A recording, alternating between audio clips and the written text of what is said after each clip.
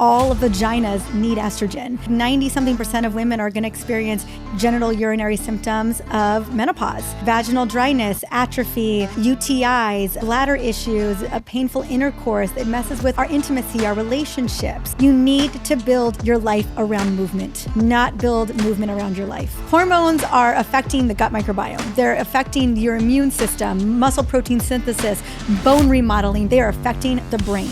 We have a through line of patients and providers alike that still believe that HRT was going to cause a heart attack or stroke or breast cancer. I believe that women deserve all the tools in the toolbox. And so, yes, please, to lifestyle interventions, lifestyle medicine. All right, Dr. Mariza, welcome to the show. Thanks for having me, guys. I'm so happy to be here. Seeing your Instagram, you're talking a lot about walking, and you mentioned many times you mentioned a brain injury. Yes. What kind of brain injury did you suffer? I suffered 2 major concussions back to back over the course of 2 weeks. It was in 2023, in the summer of 2023. I always say these were mom concussions. So the first concussion, you guys want me to go into detail? Yeah. Okay. I was at a park in Laguna Beach. I live in California, where we are. And my son was climbing this metal ladder to get to the second level. He was only 2, and I wanted to help him. And at the time, I was doing a lot of box jumps at the gym. I don't know if you guys know where this is going. And so I had a hat on, and he gets to the top, and he wants me to go down the slide. And I thought, I'm going to box jump this thing. I don't know that there is a metal. Oh no! Yes. And I with propelled force box jump into this metal bar, and I fall back down the stairs. I don't even make it up. I mean, I end up getting up there because, mom will do what she needs to do.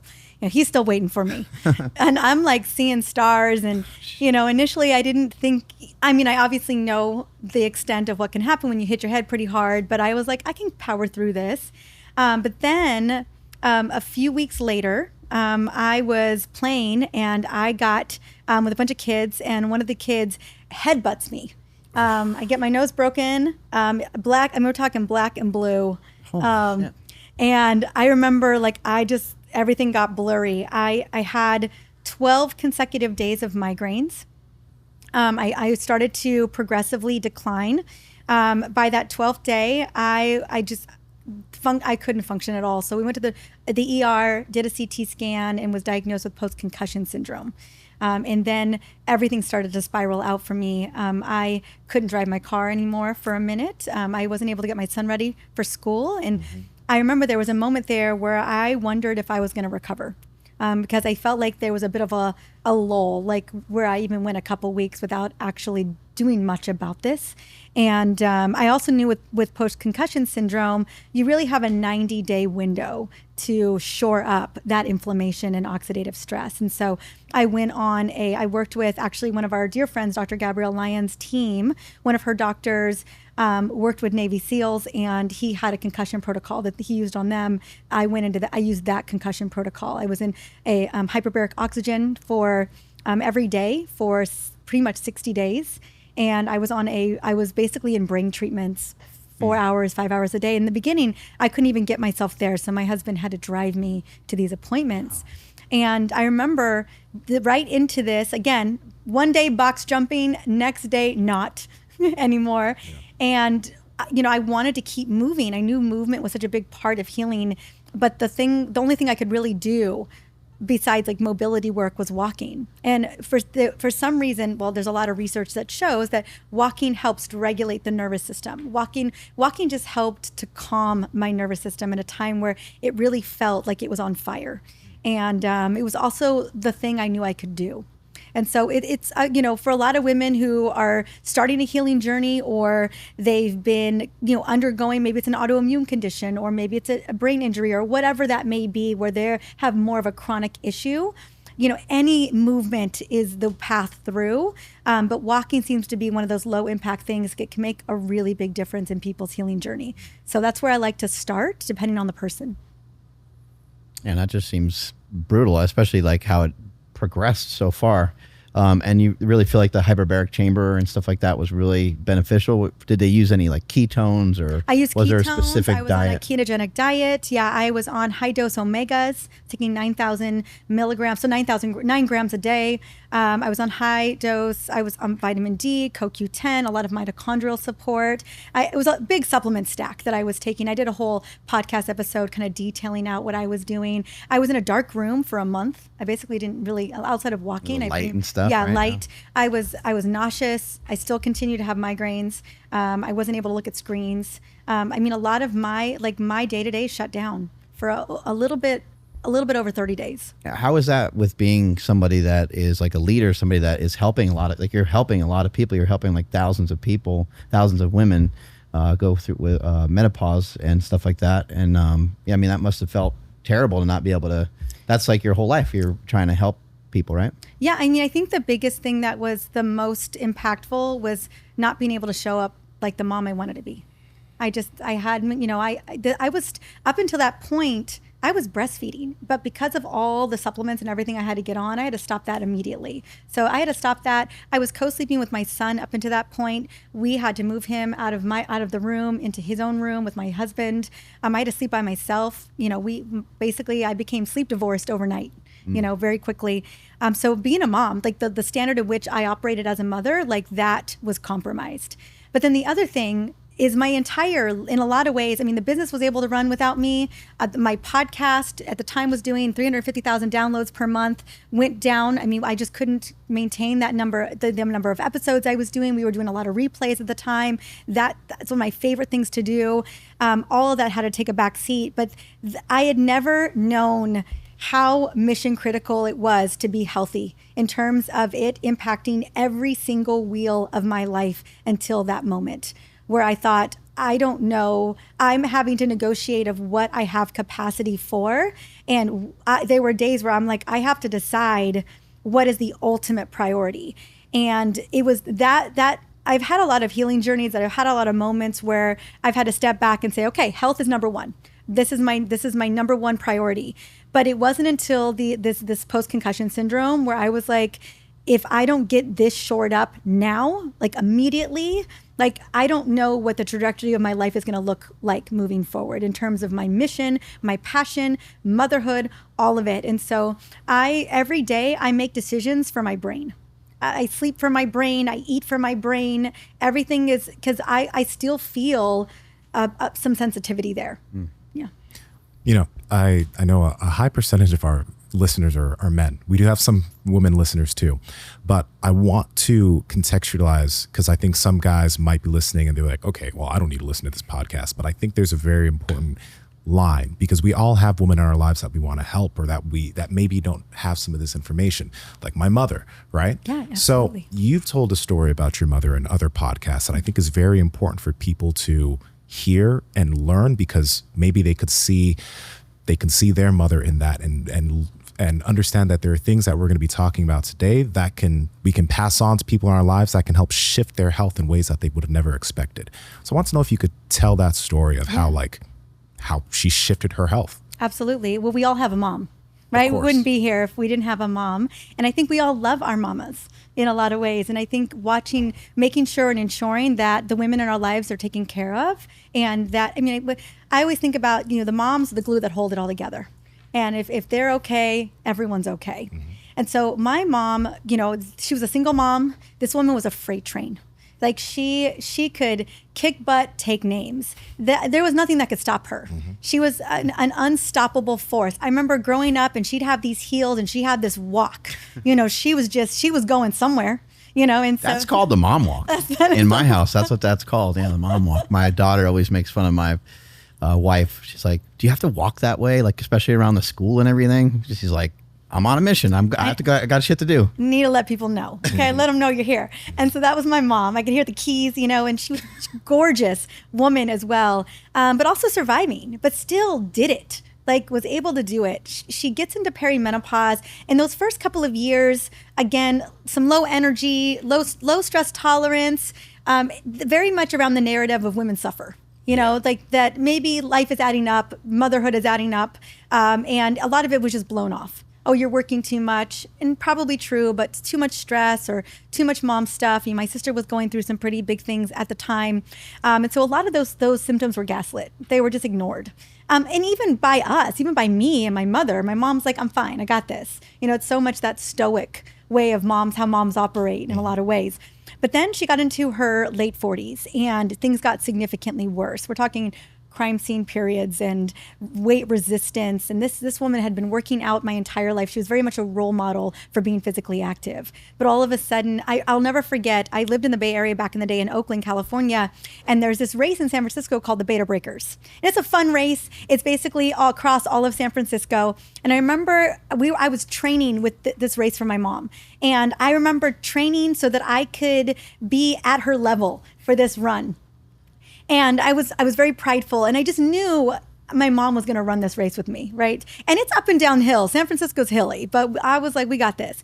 My mom made it through like 3 miles, and she was already struggling. And I remember significantly judging her.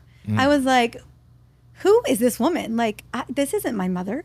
Like, I don't know who this woman is. How could she not do this? Yeah. Mind you, I was kicking her butt the day before in spin classes. I was having her in the gym the day before that. I've been wearing, I was like, as we were priming up for this race, my poor mom I was just dragging her to workouts and everything. So she didn't have a lot in the tank by the time we got to this race. But I was like, who is this woman? Like, I could tell, like, it was wearing on her. But it was the brain related symptoms, the rage, the low stress tolerance, the low mental energy, the sleep issues. It was adding up. And I'll never forget, she went to her doctor and she asked, is it normal for someone to want to kill people 5 days out of the month? Because that's where I'm at. And she would actually not leave the house for a couple of days out of the month because she was afraid she was going to hit somebody with her car. And that's how serious it got. Mind you, HRT wasn't being offered. She did finally find a doctor who was willing to give it to her, to give her oral micronized progesterone. She was on it for 3 months, doing great. That doctor went on maternity leave, and another doctor was assigned to her to take over. And even though my mom was doing great, it's efficacious for those specific symptoms. It's safe. It is available. This doctor didn't believe in it.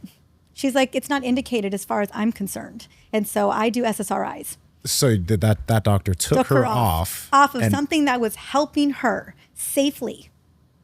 And so my mom got on SSRIs, and it went downhill significantly very quickly from there because it's just not what she needed. Yeah. At the time, she called me, I remember 11 o'clock p.m. at night, scared. She was like, I don't know what's happening to me. I feel like I'm losing control of this situation. I think she was like 49 at the time. And I ended up taking over her care. At that point, within 60 days, she's losing weight, she's got her energy back, she's sleeping, but more so, she felt like herself again. And that was the defining moment where she decided that she gets to live the second half of her life on her terms. Yeah. I have this picture of her when she was 58 years old. She's like going to Stagecoach in out in the desert. She's got Daisy Dukes. She's got long hair. She looks like she's 20. Like, this woman looks incredible, amazing, and vibrant. She has now ran over 70 half marathons and marathons. She's training for a marathon right now. Yes. She's running 20 miles this weekend in prep for that. Yeah. She competitively plays tennis 3 to 4 days a week. This woman is a beast. She is 64 years old, about to be 65 years old, maybe by the time this comes out. And you said, like, recently she's like not too long ago, she took up competitive tennis, right? Yeah, no, at 50 years old. And so she's been playing. And here's the thing. We know the research is clear that particularly like tennis or if it's pickleball, you're talking about extending your lifespan by an extra 9 years. Running, I think it's 5 years. And she's doing both. Mind you, she's also in the gym. She's also lifting weights. She's also building muscle, protecting bones. And her metabolic labs, they're a chef's kiss. It's amazing. I heard somebody once say that you have a lot of problems until you have a health problem. Yeah. Then you only got one problem. You only got one problem. Like if you had a wish and you say, okay, you can grant, as many wishes as you want. If you had a health thing, you'd be like, hey, look, I only have one. Yeah. I just want to be able to live, like if you're going to, if you're that compromised, right?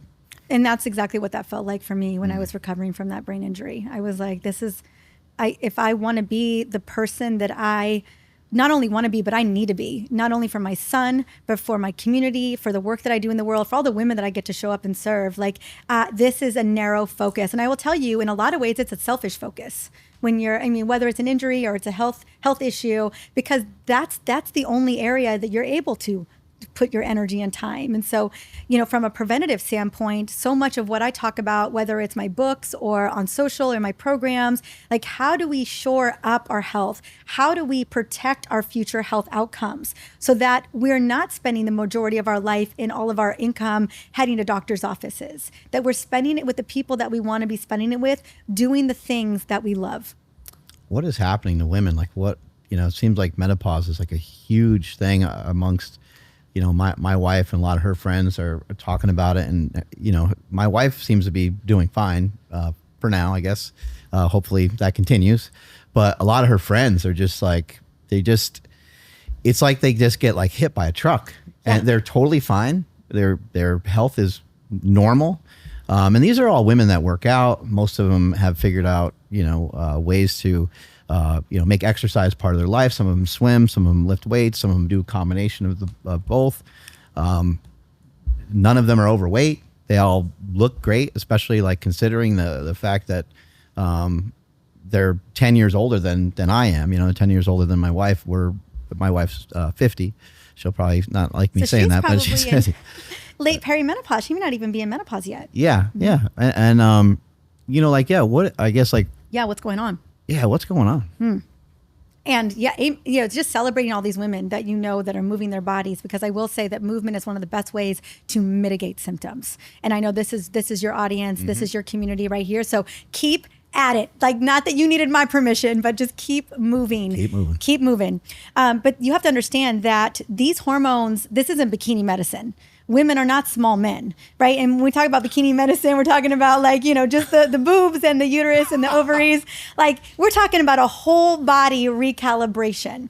I will never go to a doctor ever again about my general health. All they want to do is put you on pills. Really well said there by Dana White. Couldn't agree with him more. A lot of us are just trying to get jacked and tan. A lot of us just want to look good, feel good.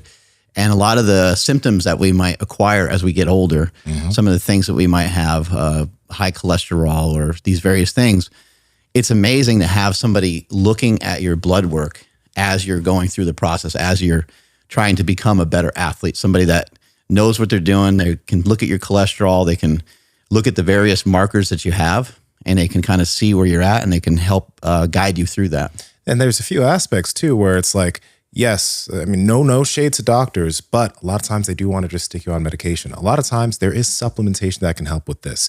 At Merrick Health, these patient care coordinators are going to also look at the way you're living your lifestyle, because there's a lot of things you might be doing that if you just adjust that, boom, you could be at the right levels, including working with your testosterone. And there's so many people that I know that are looking for, they're like, hey, should I do that? They're very curious.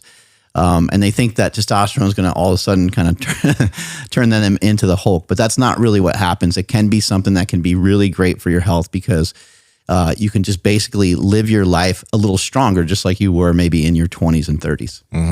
And this is the last thing to keep in mind, guys. When you get your blood work done at a hospital, they're just looking at like these minimum levels. At Merrick Health, they try to bring you up to ideal levels for everything you're working with. Whereas if you go into a hospital and you have 300 nanograms per deciliter of test, you're good, bro, even though you're probably feeling like shit. At Merrick Health, they're going to try to figure out what things you can do in terms of your lifestyle, and if you're a candidate, potentially TRT. So these are things to pay attention to get you to your best self. And what I love about it is a little bit of the back and forth that you get with the patient care coordinator. They're dissecting your blood work. It's not like you just get this email back and it's just like, hey, try these 5 things. Somebody's actually on the phone with you, going over every step and what you should do. Sometimes it's supplementation, sometimes it's TRT, and sometimes it's simply just some lifestyle habit changes. All right, guys, if you want to get your blood work checked and also get professional help from people who are going to be able to get you towards your best levels, head to merrickhealth.com and use code POWERPROJECT for 10% off any panel of your choice. Hormones are affecting the gut microbiome. They're affecting your immune system, muscle protein synthesis, bone remodeling. But most importantly, when your hormones begin to go on the fritz, because that's exactly what they're doing, they're erratically declining. They're not just shifting, they are taking a nosedive. They are neurosteroid hormones. They are affecting the brain. And so when estrogen and progesterone begin to decline, these are hormones that are impacting serotonin, dopamine, GABA, so that motivation center of the brain, the get up and go center of the brain, the stress tolerance center, like the amygdala and the hippocampus, and also GABA, which is the brakes, reducing anxiety, getting deep, restful sleep. That's progesterone. As progesterone begins to decline and it's not binding to GABA A receptors, we have a situation where women feel more anxious, more depressed. They feel more overwhelmed and overstimulated, like overtouched. Like everything is just hitting them hard.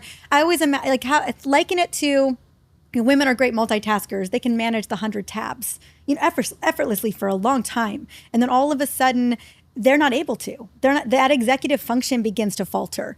And there's nothing more destabilizing than you going year after year, handling business, taking care of family, running the to-do list, and all of a sudden you can't do it.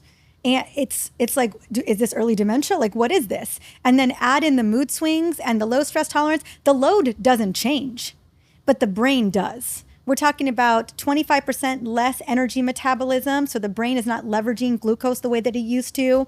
White matter, gray matter begins to decline. That affects cognitive function, and neurotransmitters are not getting bound to and created. And so we've got mood issues, we've got cognitive issues, we've got stress issues, and yet the load, if anything, it's higher than it's ever been.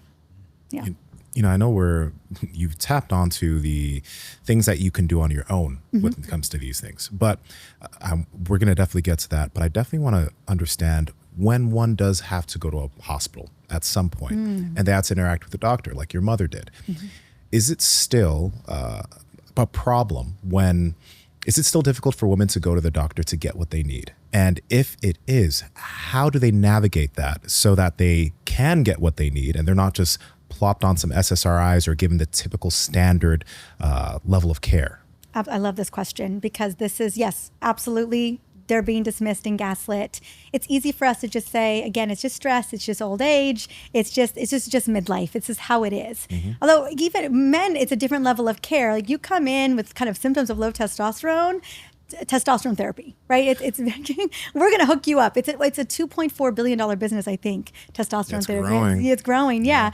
But with HRT, only 4 to 6% of women in the U.S. are on hormone replacement therapy out of the 75 million women that really could be candidates for it.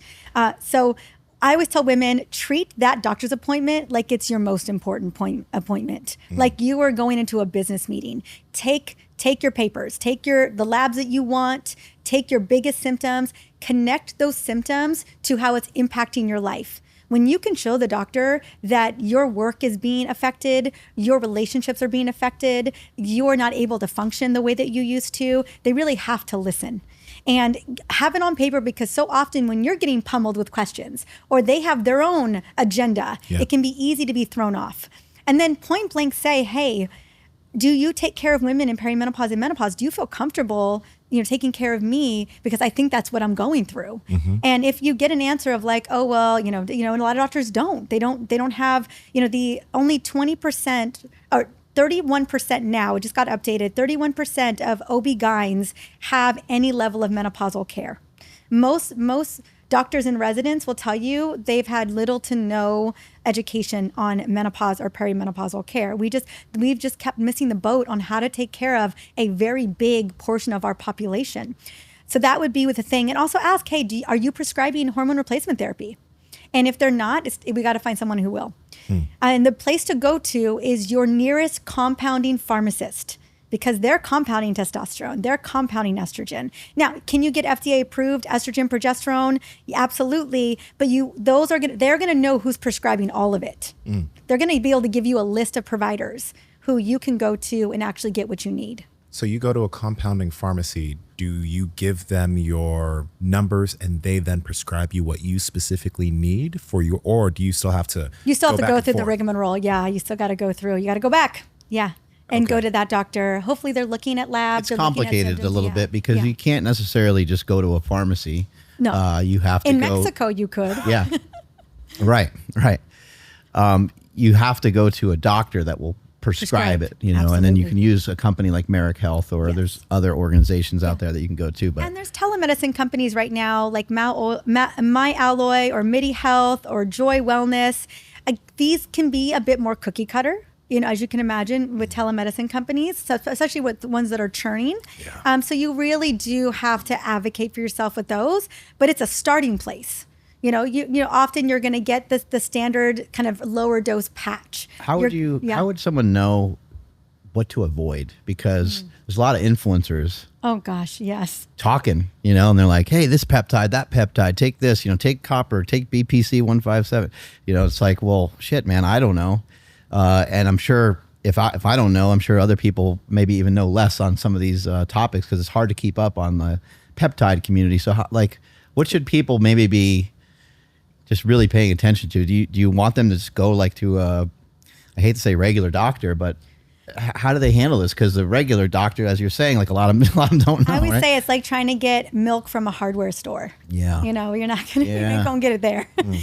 So what I recommend is, I think like anything, when we're making decisions about our dentist, anytime I feel like, I don't know, in this day and age, we live in a time of not only bioobservability, but direct consumer labs, where we can really go and do the research. Yep. And so do your due diligence. If this is your health on the line, this is your vitality and longevity on the line, go and do your due diligence. Are these menopause specialists? Are these hormone doctors? Even within MIDI Health or My Alloy, see who's on their advisory board.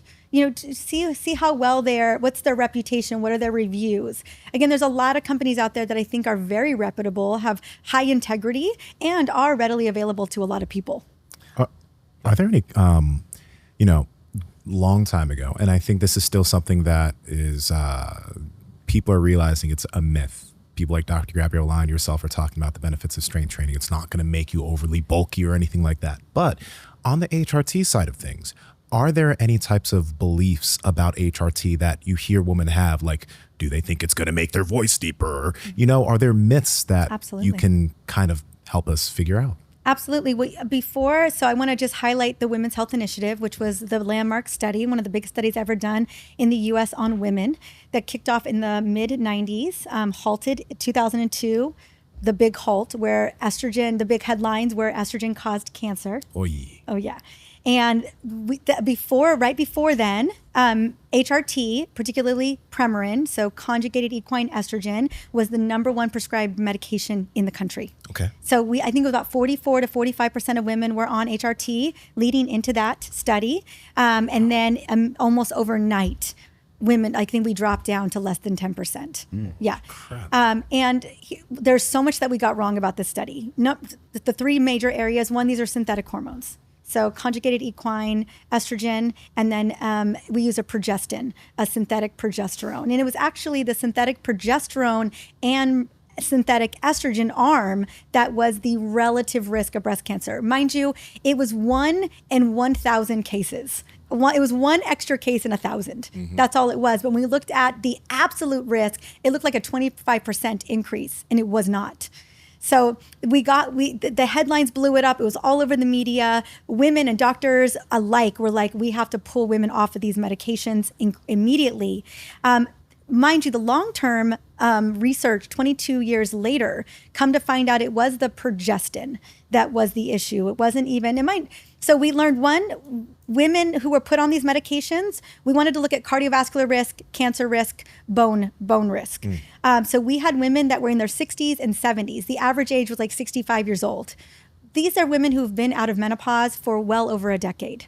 So we kind of missed that window. Now, mind you, we know that women can get on HRT in their 60s if they've never been on HRT. But I would say the window of intervention is perimenopause.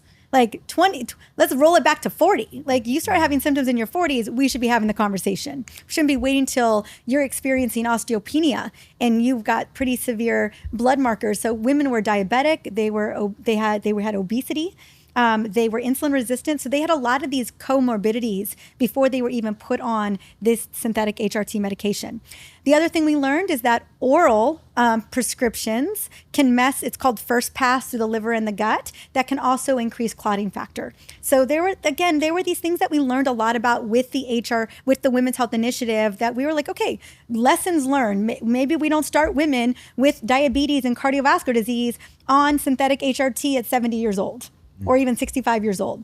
But unfortunately, the prevalence of that study has cost us so much. We went 2 decades where providers did not learn how to prescribe hormone replacement therapy. We have a through line of patients and providers alike that still, up until the last 3 years, believed that HRT was going to cause a heart attack, or stroke, or breast cancer, or some kind of cancer. But when we look at the research, it significantly reduced, mortality risk by like 33%. Osteoporosis risk by something like 33%. And so when we look at the benefits, it was a win, especially in the estrogen arm only. And I mean, the through line was start women earlier and don't use synthetic hormones. Yeah, I think women have been getting screwed over by the medical community for a while. I mean, they get prescribed, I know so many women over the years that have been prescribed thyroid hormone, just like a snap of a finger, and there was no conversation about anything, and I think I think all medical stuff should start with conversation, and I think it is great that we do have a lot of pharmaceuticals that can help move the needle, but I would also just ask some people, I'm not saying like that you need to just all of a sudden change your lifestyle out of nowhere, because we know how difficult that can be, right? But are you getting enough sleep? Are you eating, just natural whole foods, just this simple basic stuff? And if somebody could understand, like, hey, if you do that for 90 days, that actually could really change your life. It could be really, really powerful. Maybe it's not exactly what you need, because maybe you still need the intervention of pharmaceuticals because your body's no longer producing estrogen and so forth.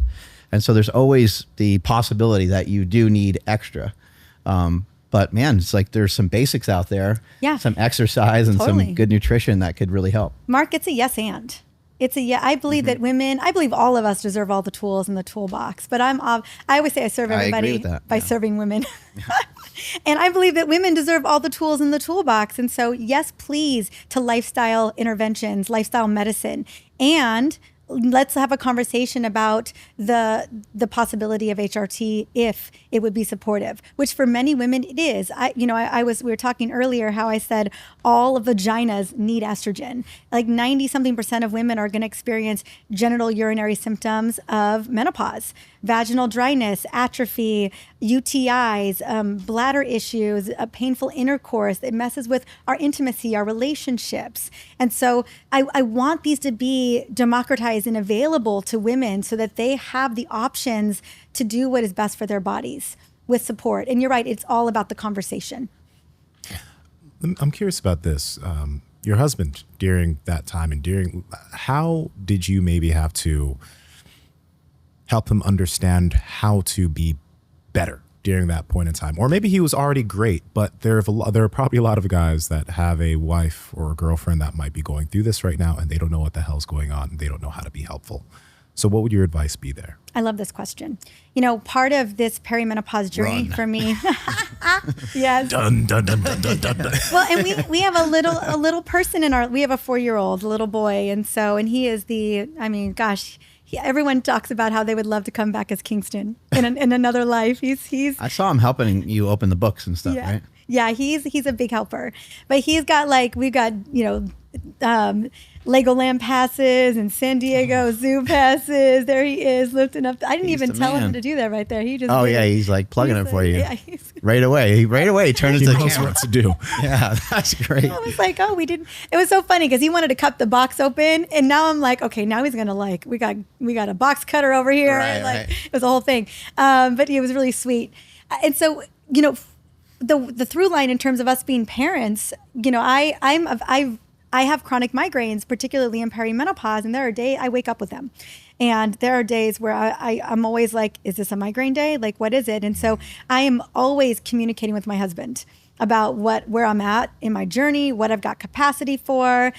Can you step in, especially like a migraine day? I will have Alex, I'll ask him, hey, can you take over the rest of the nighttime routine, bath and reading and bedtime and PJs? And so it's really about, I mean, I think we got to get vulnerable as women, or even as our partners, about what the men are experiencing, or your partners are experiencing, vice versa, to kind of meet you where you're at. So there's a lot of days where I may have to check out early because I just can't function, and I have to have Alex step on in. And so I've been really grateful. Alex he will take on a lot of that labor for me, but I don't know if he would have as much if I didn't communicate that I really needed that support. And I'm like, hey, could you help me with the laundry? Could you help me with Kingston's bath time? Can you help me with lay down time? Like, I'm very specific. Like, I got to tap out.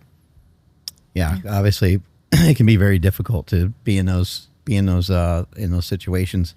What are the main, like, when you see someone's blood work and they have menopause, what are some of the main things that you see, like a dip in? Obviously, the estrogen is going down. Is there, because you were mentioning there's like a balance of many different hormones. Yes. Like I talked about with you earlier, none of these hormones are operating in a silo. So I'm often looking at melatonin levels. I'm looking at estrogen, progesterone. I'm looking at testosterone free, total sex hormone binding globulin. I want to know, are we binding testosterone up versus, like, are we making enough or not making enough? So there can be nuance. I want to look at a full thyroid panel. You're talking about thyroid medication. That is a metabolic gas pedal.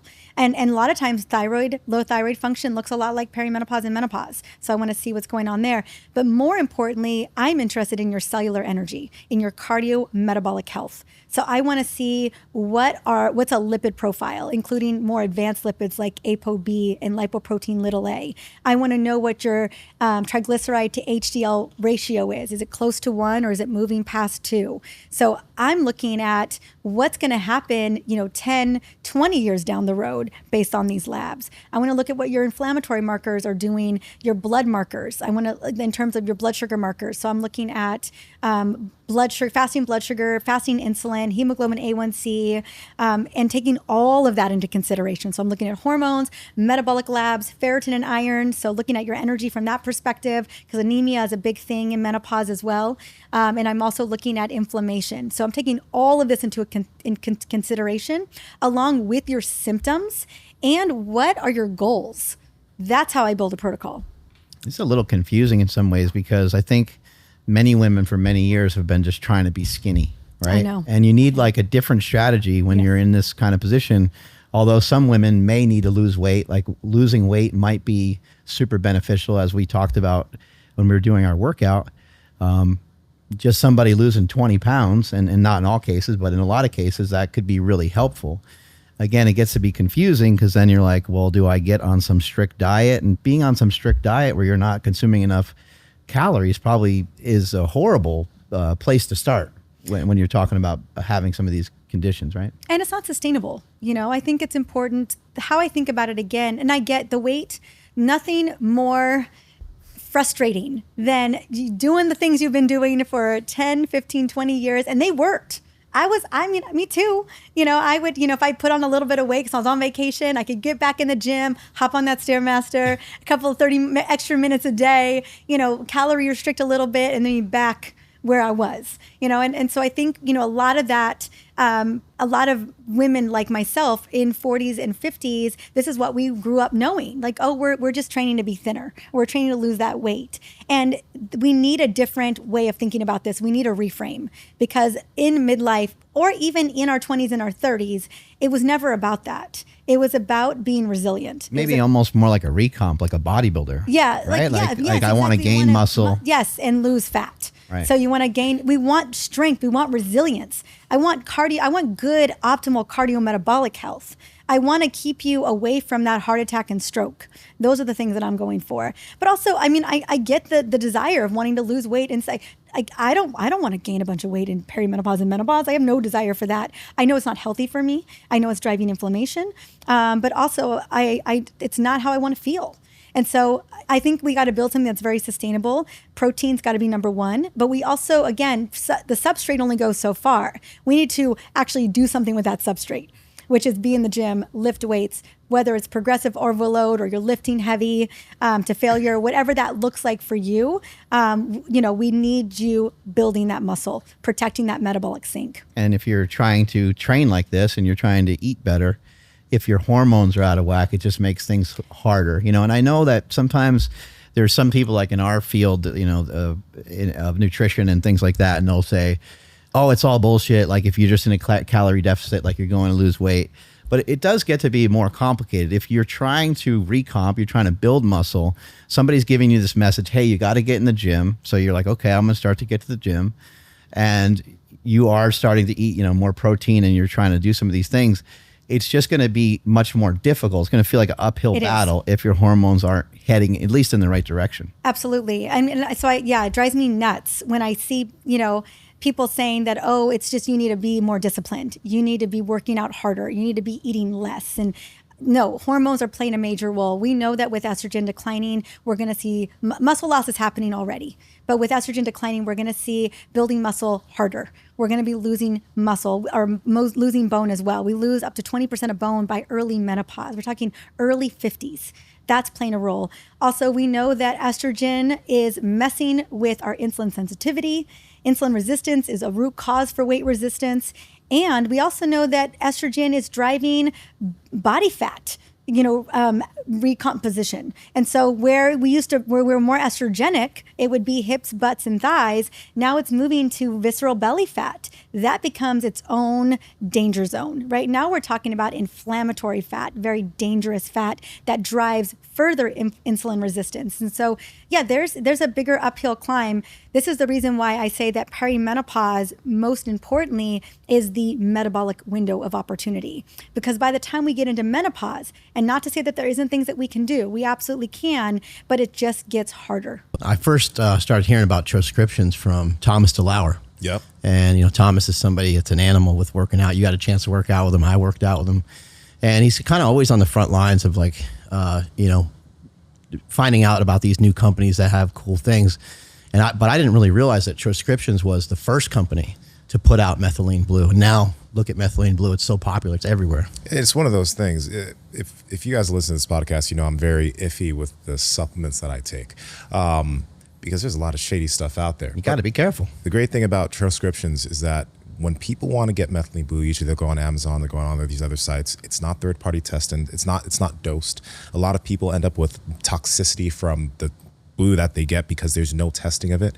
Transcriptions, they have third-party testing for their products. It's dosed, so you know easily what exact dose of Methylene Blue you're getting in each troche. So you're not making some type of mistake. There's not going to be anything in it. It's safe. You can have it dissolve and you can turn your whole world blue if you want, or you can just swallow it. They have two different types of Methylene Blue. They have one that is, I believe, dosed at 16 milligrams, and they have another one that's dosed at 50 milligrams. So make sure you check the milligrams. I don't recommend anybody start at 50 milligrams, but the 16 I feel is very safe. You can also score the troches, and you can break them up into smaller bits. Yeah, that's what I do. And in addition to that, on top of the Methylene Blue, they have a lot of other great products and stuff as well. They got stuff for sleep. They got stuff for calming down, all kinds of things. I gotta say, I use it about 2 or 3 times a week. I use it before jiu-jitsu. And the cool thing that I've noticed, and I've paid attention to this over the past few months, is that after sessions, I don't feel as tired. So it's almost like I've become more efficient with just the way I use my body in these hard sessions of grappling. And it's like, cool, that means that, I could go for longer if I wanted to, and my recovery is better affected. It's pretty great.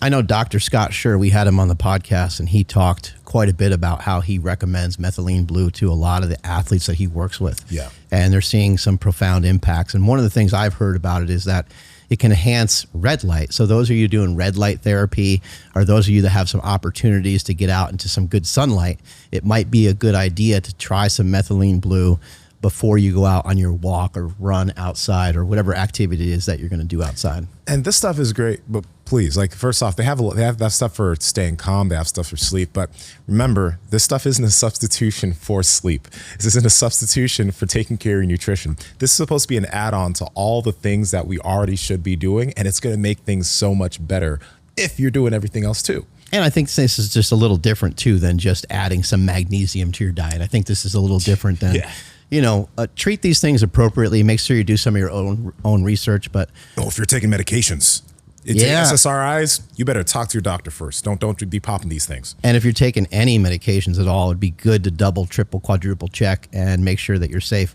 Transcriptions has a lot of great things that you need, so go and check out their website when you have the opportunity. Strength is never weakness, weakness never strength. Catch you guys later. What are the different age ranges for perimenopause, menopause, et cetera? Yeah, absolutely. So I think a lot of us all know about menopause, right? Yes. So let's start with that. So the average age of menopause is 51 years old. Okay. I think my mom went into menopause at 52. And it's always good to know when your mom went through it, because you can kind of reverse engineer a little bit. Usually you'll go in around the same time your mom will, if she didn't have a hysterectomy or something like that heading into menopause, which unfortunately has happened to a lot of women. So your mom may not know. So 51 years old. Natural menopause is anywhere between 45 and 55. Ideally you want to be on the further end of that scale, because that's reproductive longevity. Then early menopause is between 45 and 40. Premature menopause is under the age of 40. The reason why that matters is that there is a better chance of premature death when we go into menopause earlier.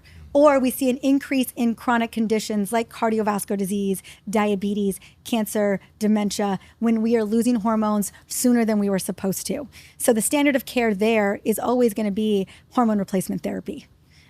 So that is the scale. So with that, perimenopause is the transition, getting to that point where you haven't had a period for one day in time. That's menopause. That's a defining moment. And that can be a 4 to 10 plus year transition. So that means that it can start as early as our mid to late 30s. And most of my patients over the last 17 years, 42, 43. That's when they come to me. I always say, send me a sign and make it impossible for me to miss. They're just like, what the hell? I do not know who I am anymore. I don't recognize myself anymore. Usually that's 43 years old. The weight's been stacking, the moods are shifting, cycles are getting kind of weird, and they just don't feel like they have the capacity that they used to have. Have you felt like you've gone through it, or have you been able to kind of swerve it because of like reading your blood work or something like that? No, so I'm a lot of majority of women, I wouldn't say a majority, but more and more women are having children later, including myself. So I had my son at 41, and I would say postpartum, good 2-year journey there where I was kind of just getting on the other side, sleep, all that, trying to dial back, that's just the thing. Any parent will tell you sleep is elusive in those first couple of years. And then I had a 5-month stretch. I was training twice a day. My numbers were phenomenal. I felt amazing, on top of the world. And there was a part of me that I was like, maybe I'm shoving this back. Like, maybe I'm winning the game. Like, I was doing all the things. And about 5 months into this, I was 43 years old, about 43 and a half, I started experiencing symptoms. Initially, it was lower mental energy, less workout recovery. I noticed it wasn't weight per se, but less stress tolerance. And initially, I thought it was my thyroid, because I take thyroid medication, and I have Hashimoto's thyroiditis. And I let my antibodies kind of climb up while I was breastfeeding. I was trying to manage it with food, but I really needed something else to step in, like a low-dose naltrexone. And you can't take that when you're breastfeeding. And so I just decided I would breastfeed instead of taking the medication to lower those antibodies. So it was safe to assume that a lot of these symptoms were just thyroid issues, like I was having a Haji's flare, when it probably was a yes and. Unfortunately, 2 months later is when I had the concussions. So I didn't actually know I was in perimenopause until later that fall, when I felt like I had gotten over the majority of my more severe brain-related symptoms, and I started to experience bouts of rage. I would wake up with this deep sense of dread about day 22 of my cycle, and with this intermittent bouts of rage for like 6 or 7 days. And it was after tracking this for 3 months in a row, that's when I knew I was in perimenopause, because there's no one test. What's like rage? Like, what does it feel like? You just mad, frustrated? Yeah, it feels like fire. I remember I just felt like this fire, like uncontrollable fire. And I yelled a lot in a lot of pillows. I screamed on a lot of pillows at this time. Who probably got the brunt of this, unfortunately, was my husband. A little bit more snappy, a little bit more irritable. I really tried to ensure my son didn't see any of that. But that's when I got on oral micronized progesterone immediately to nip that in the bud. And what are some other hormone replacements that you've had experience with? Testosterone. I love it. I love it for the cognitive benefits. I really love it for a lot of the off-label reasons. I love the motivation. I love the workout recovery. I feel like I can push harder. I'm building more muscle, and my brain is just better. And again, the reason why I got on testosterone initially was for my brain. It wasn't for, I mean, what we use testosterone for, what it's allowed for women in America is libido. That's what it will prescribe for. Off-label are all those other reasons. Oral micronized progesterone was the first thing to address the mood changes and the sleep and all that stuff in the luteal phase of my cycle, so the second half of my cycle. So I cycle it. I only take it halfway through my month. And then with the migraines, we thought estrogen would help. And also I had noticed that progesterone just wasn't cutting it. So I brought on a estrogen patch probably a year ago. So, and then I also take a thyroid medication too. So I take 4 hormones pretty consistently. Are there any, within HRT for men, there's so many different types of things. There's creams, there's patches, et cetera. And, we've talked to different people who mention how, okay, you know what, that doesn't make that much of a difference. But it's a popular thing, right? Are there any things that, when it comes to hormone therapy, that women need to be, like, I think Mark kind of mentioned it earlier, but kind of red flags of suggested hormone treatments, whether it's a type of patch that isn't really that beneficial? Is there anything like that within HRT for women? Yeah, that's a great question. I would say, when, a lot of the, the OB-GYNs would tell you that it all needs to be FDA approved. Yeah. Problem is there's no FDA approved testosterone. So they're prescribing, compounded testosterone as well. But the progesterone and the estrogen, and it's mostly patches that we're talking about when it comes to FDA approval. So when we get into the realm of compounded, there's some compounded creams that are using not just estradiol, but estrone E1. And, there's the argument is that it's helpful in terms of mitigating inflammation, but it doesn't really, it's a very low dose of E2, which is estradiol, and that's what we need. We need the estradiol. And so when we start messing with the formulations a little bit, if we're not getting enough of what we need, then that can mess with us. But I would say, if you're working, especially most of us are not working, like most doctors for sure, are not working with sketchy compounded, places. But yeah, I would be on the lookout for that. I find like progesterone creams tend to not protect the uterus or protect the brain that we want. The progesterone molecule is just a little too big to go through. A little bit can maybe help manage a little bit of mood during the day, but like if you want that brain protection, sleep, and you want uterine protection and all the real big benefits of progesterone, it's going to need to be oral. And so when it's just cream-based, some of these may not be high enough dosage to maybe move the needle. So just make sure that you're working with someone who really knows what they're doing. What did you notice? What did you notice change? When you got on these different hormones in terms of like your workouts and stuff like that. Did you notice a huge boost, or was it just bringing you back to like baseline? I would say bringing you back to baseline. I want to tell you that HRT has been like the game changer, light bulb moment, and for some women it really is. But for me, it's been an optimizer. That's kind of how I thought about HRT. I will say with the oral micronized progesterone, it has really helped to calm down that second half of the cycle. You started like lifting and being pretty way into exercise when you were very young, right? Yeah, 16 years old. Yeah. So to me, I don't know, I love lifting weights. I love being in the gym. So I haven't really needed a lot of motivation in that department. I did not love when I was having a harder time recovering. I think anytime as we're getting older and you're just like, damn, like this hurts. Like I'm not recovering the way that I used to. Testosterone for me was the big game changer in terms of recovery and really feeling like I was moving the needle in terms of building muscle a little bit. Yeah. What are some things people can expect from your book? Okay, and like yes. what inspired you to write it? Yeah, I'm going through it, and it's been, I think it's one thing to take care of patients for 17 years and to watch them go through it. It's a whole nother thing when you go through it. And I was like, damn, like I was not ready. I had literally, I literally. Like I thought all these women were exaggerating this whole time. I definitely did not, but I thought because I had been doing so many of the right things for so long that it wasn't going to hit me like it hit me. And again, maybe it was because I was, postpartum into 43 years old. Like that could have been the thing. My body was like, we're not recovering. Okay, we're not getting over postpartum. We're heading straight into this next transition. So number one, again, most of the time, doctors are not educated. There's a knowledge gap in perimenopause. This is the window of chaos and the window of opportunity. And so number one, it's going to tell you, are you in perimenopause? I'm going to get that question answered for you out the gate. I'm also going to point out what's going on with your symptoms and how hormones are impacting those symptoms and how those symptoms are connected to your future health outcomes. I think so often women are told that we can just ignore a lot of what's going on in our bodies. And I want to highlight that these are signals. This is your body and your brain telling you, hey, we need to pay attention to this. We need a new level of care. I go into the metabolic aspect of things, the silent shifts, the blood pressure, the blood sugar, all of those types of things that are driving heart disease, cancer, dementia. I want us to stay on top of that because this is the window to do so. And then I have a 5-week program that lays it all out. But the most important thing is that I want women to know that number one, it's consistency. Number two, it's about deciding. We get to decide how we want to live the second half of our lives. We get to decide who we want to become. We get to decide how we want our bodies to feel. 30 days, 90 days, a year out. That is on us. I don't want women to blame themselves, but I want them to take ownership. And that is what this book lays out.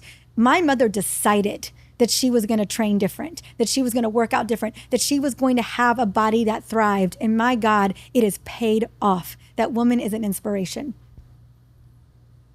That's super cool. That's amazing. Yeah. I was going to ask you, like, what is your nutrition like? Because you did mention you did keto for a while. Yeah. And what's the diet that works well for you? Yeah, I would say what it looks like from the get-go. I'm a big fan of a metabolically boosting morning routine. Sorry about that. And what it looks like is I try to get 40 grams of protein out the gate. So I like to try to set myself up to win. I wake up early, so sometimes it's some protein coffee just to get me in the gym. I find that I don't do well with fasted workouts. Starbucks, by the way, has added protein to their coffee recently. Really? Really? I did not know that. Yeah, I just saw it on the news the other day. I was like, oh, look at that. I make it. So I'm a big fan of setting your future self up for success. So I make it in the night before. I have it in the fridge. It's like an iced protein coffee. And I have my clothes laid out. I got the keys at the door. I got the shoes at the door. Like I want to be, I love efficiency. Like I want to be from wake up to out the door in 10 minutes. You're set up for the next day in the evening. Yeah. I have my emotional support water ready to go. So I'm a big fan of electrolytes in your water, getting to be really hydrated. Cinnamon in your coffee. Ideally, let's not get you on that blood sugar roller coaster out the gate. So watch out for those sugar creamers and all those things. It just adds up. And here's the thing. If you're breaking your fast with a sugar creamer or a vanilla latte out the gate, you are going to spike your blood sugar. That's just what's going to happen. And what people don't realize is that it could take up to 36 to 40 hours to recover from that blood sugar spike. Even if you are eating clean and eating just protein and veggies and fiber all day long, like the second you get on that roller coaster, it is hard for the body to adapt, especially as we get older. So I make sure that my coffee is usually cinnamon, maybe some unsweetened almond milk. And then it's an egg omelet with obviously an egg omelet with chicken and veggies. It's a protein smoothie with frozen cauliflower, flaxseed, avocado. So I just try to meet the combination between 40 grams of protein in the morning, about 10 grams of fiber, a little bit of healthy fats, and that's going to keep me going until lunch. I don't eat between meals. I don't snack. I'm curious about this. I've heard you mention I've heard you talk about sauna and the cold plunge, and you've mentioned that the cold plunge is a little bit too stressful for you. It is. And I'm really curious, is this something, has that always been that way, or has that changed as you've gotten older? Or has it just always been a stress? Yeah. And I'm mainly ask this because we've had so many people that have come on the show and they love the cold plunge for its dopamine benefits, et cetera. But it's interesting to have somebody where it's just like, nah. I have complex PTSD. I was abused as a child. I have a very hypervigilant system. My default mode is to go into the stress response system. That's how my brain works. And so anything that's going to ramp up that sympathetic nervous system is going to burn me out. And so cold plunging tends to do that to me. It like tips the scale in terms of my stress response system. And so I think you just have to know where your level of stress is. Like I'm using my stress reserves on working out. Like what are the hormetic stressors that I can get away with? Movement, training. I can do sauna. Yeah. I can do sauna okay. When you say okay, it's like, does the heat or when it gets too hot, that doesn't stress you out since it's not like an immediate shock? Is that yeah. And I think it's a little bit of a different stressor on at least for me, a different stressor on the system. I'm not in a 150-degree sauna. Usually it's 120. All right, Mark, you're getting leaner and leaner, but you always enjoy the food you're eating. So how you doing it? I got a secret, man. It's called Good Life Protein.